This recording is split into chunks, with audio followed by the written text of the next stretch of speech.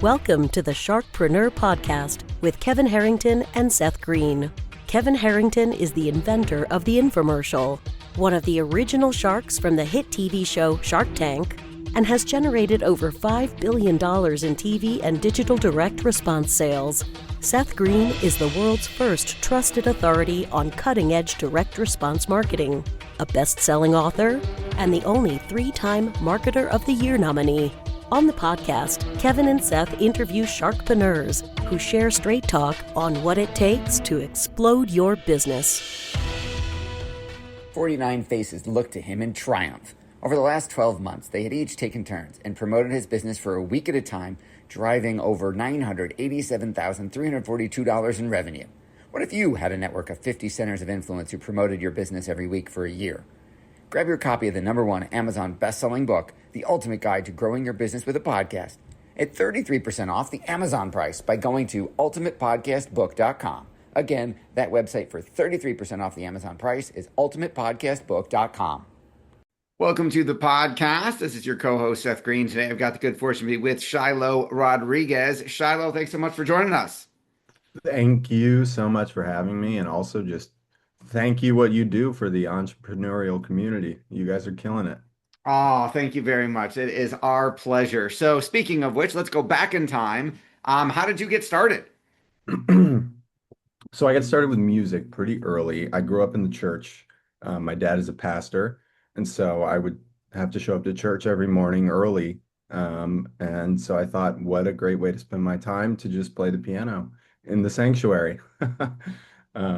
So as a kid, I was surrounded by music in the church, grew up playing in the church, then eventually kind of got enlightened to the technology of recording when maybe I was about 12 or 13 on my dad's laptop, and it just changed everything. From that point on, I knew I'm writing music and I'm using this incredible technology to do it.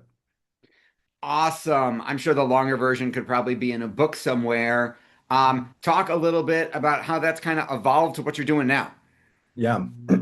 Well, I think one thing that really helped it take off was when I started taking social media seriously when I was in college. So about 7 years ago, maybe 7 years ago, I think Instagram released a couple new features. And I knew when Instagram releases new features, they're pushing them hard. And so I went ahead and hopped in on the wave, making reels of my music, continuously just original music over and over and over and over. And that's been a huge step up, a huge tool to connect me with the right people. Using Instagram or social media has never been, I want to be a content creator. It's been about how do I get in front of the right ears. So that's been a really interesting path, but a really fortunate one in directing me to conversations with the right people. So through that, I've been able to connect with some movie directors. I'm on my first movie right now, writing music for it, which is a huge childhood dream. I've connected with a lot of sports teams that I've done a lot of work for, the Clippers, the Mavericks, the Golden State Warriors, all of this through Instagram. So it's been a huge way of bringing me to where I am today. That is absolutely incredible. So obviously, we're huge fans of using creative ways to get in front of impossible to reach decision makers to lead our listeners to get business. Talk a little bit about, I mean, you just mentioned NBA teams. Like, how did you get in the door? Like, how do you find the person to target? How do you get in the door? How do you make something like that happen? Because a lot of our listeners will listen to that and go, oh, I could never do that, or I don't know anybody there, or is there a committee or something? Like, walk me through the process of how you pulled that off, because that's an awesome business development result. Yeah, thank you. Well, I think something I've been trying to live by is if you catch the wave, ride it. If there's a wave that shows up that it has motion and you somehow catch it, you better ride it. Now, in the beginning, I didn't know which wave I would catch until I finally this very sort of like cinematic remix style really caught on in my content. I was just trying stuff. I was just like, here's all the things I can do. World, what do you like? And when I finally caught a little bit of a wave, a trend there with making this style of music, I knew it meant keep doing that. Keep doing that over and over and over for the next however many years, because there's something that works there. So it really just took experimentation and then hitting something, a gold mine, and saying, I'm going to pursue that. And through that, doing that online, the nature of it, it's free marketing. You put out your material, you show the world, and the right people come. And so I was able to connect with NBA teams. I think the first one was the Dallas Mavericks, who had actually reached out about something I posted, and they asked what would it look like to license this for a piece of commercial material for us. And through that, it just began relationships, and you got to get in front of those decision makers, and you don't know who they are sometimes. That's a tough thing. But making yourself as visible as possible, I think is essential for getting in touch with them. Yeah. Absolutely. Can you talk a little bit about kind of how the following has grown since you started? Because you've built something pretty incredible.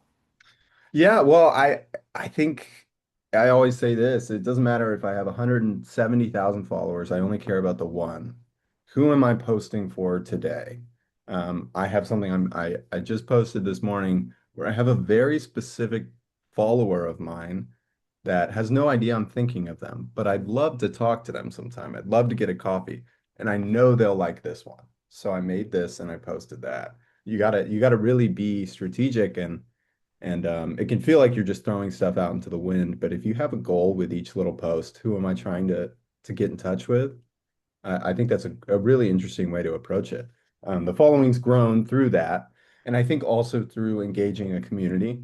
Um, if it's kind of an open idea from me, hey, I'm trying to get in touch with this artist or this person, and then my audience can feel involved with that by tagging the artist or by commenting. I feel like that generates a lot of engagement as well, which helps you grow.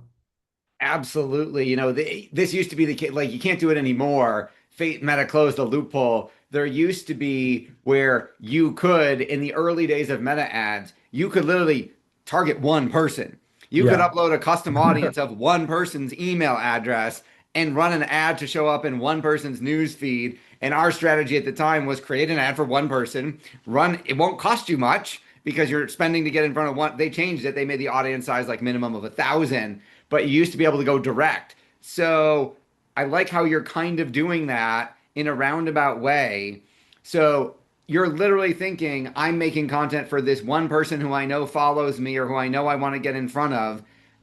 Talk a little bit about how you mentioned something really creative. How are you engaging your audience to kind of help you get to them?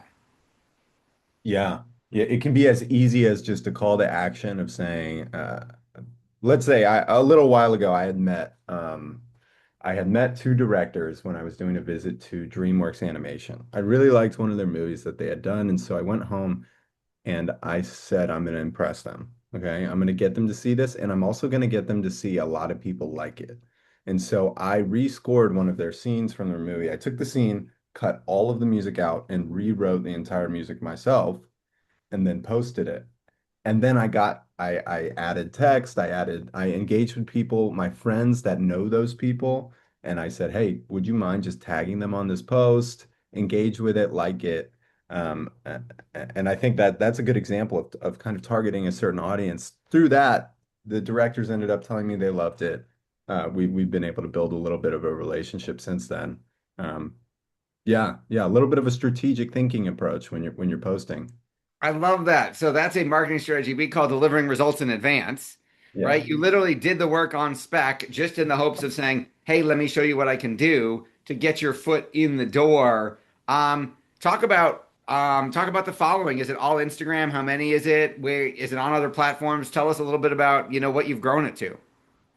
Yeah, I think I've taken an interesting approach where I've really maximized one platform, and I think that's Instagram. I think I really analyzed all the different platforms and decided Instagram seemed like it had the most staying power. Um, TikTok seems to kind of be up and down, and the audience on TikTok also is much younger. They're not decision makers. Instagram is a place where I feel like you can really build a brand. People can, I mean, it's such a good feeling when I meet somebody who's really up there in the industry and they say, I just scrolled through your videos for an hour. I'm like, that it's so easy. It's a portfolio. And so having a following there is awesome. I love people engaging with the music and liking it, but also kind of rooting me on. I think today marketing seems to be pushing further into context and community. Um, I feel like people need to feel like they're involved with it. And I think there's a really interesting intersection on Instagram between like, this is me, hi, I'm your friend, and also, hi, I'm this artist that I'd like to put my art in front of you. Um, Building a following is interesting. It takes a lot of time. I think I have 175,000 on Instagram, maybe 50,000 on YouTube or something. I'm not entirely sure. It goes up and That's down. okay. Those are great numbers, regardless of the exact specific one. And what I'm sure our audience wants to know is, have you spent any money on paid Meta advertising or YouTube advertising to grow your followings? In the past, I have. I have, but not often. Not often. I think a lot of it or is organic, um, which is awesome. And I'm not sure exactly the way ads could run on some of my content, considering a lot of it is remixes of other artists, so I don't have the license. Copyrights. Um, but I could totally see it making sense in the future. Every once in a while, I'll kind of bring up a new idea or present it to my audience, and I'd love to guarantee some higher viewership on that. But no, I don't run a lot of ads. Well, that is more impressive than if you had just spent 10 grand, 20 grand in advertising to build the following. Talk a little bit about where you want to take the business. Like, where do you want to get it to? Yeah. Um, my goal is scoring the biggest films in the world. I want to write the music for massive blockbusters. That's why I fell in love with it. When I was 15 years old, and I saw Batman versus Superman, which was not a particularly good film. Something about it and the score just hit me with this weight of, there's something super powerful here if you can pursue it. And so I would love to be writing music at the highest scale. Getting there is a long journey, and it looks like a lot of short steps. But right now, it looks like me working on this film right now that I'm on, really maximizing that, and just doing great work over and over and over, and staying visible. I think that's what it looks like. I don't know though. There's not really a direct path through this industry, and if I'm honest, a lot of the people who are at the top are much older than me, much more experienced. But this is a new era, so. Well, hey, it sounds like you're doing awesome. Your passion is obvious. What do you like best about what you're doing? Oh man, I've been doing this thing every day where first thing in the morning I write a 30-second piece of music just by myself. And I don't show it to anyone, I don't share it to anybody. And those have been some of my best moments of inspiration or just getting ignited about it, trying new sounds, new vibes. Um, yeah, I love the process of making music. It feels like an uncovering. It feels like, what is it, like Michelangelo with the statue saying, I find the statue underneath the marble. I It chipped feels away everything that wasn't David. exactly.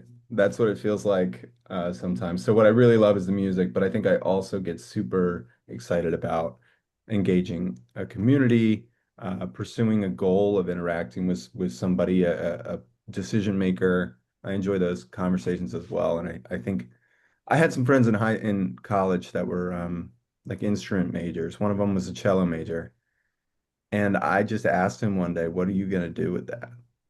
And he was like, I guess I'll play cello." And I was like, that doesn't really exist as much anymore. We need to be like business focused, business minded people. We need to know our rights. We need to know what we can't violate. So I spent a lot of my college studying some of the legal side and that stuff like that. So I really find that interesting as well and important. Yeah. Well, that's awesome. You are up to some really cool stuff in the world. Keep it going. For everybody watching or listening, what's the Instagram handle? Where should we go follow you?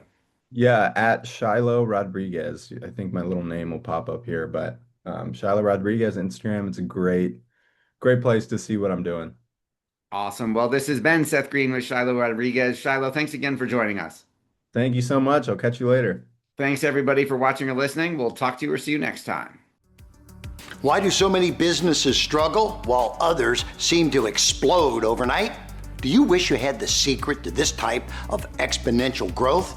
Now, I've scaled more than 20 businesses to over $100 million, and it's not just luck. In my new book with Mark Tim, Mentor to Millions, you'll learn the repeatable framework I use in all my business ventures for massive success. Order at kevinmentor.com and get over $1,000 in bonuses. Head to kevinmentor.com.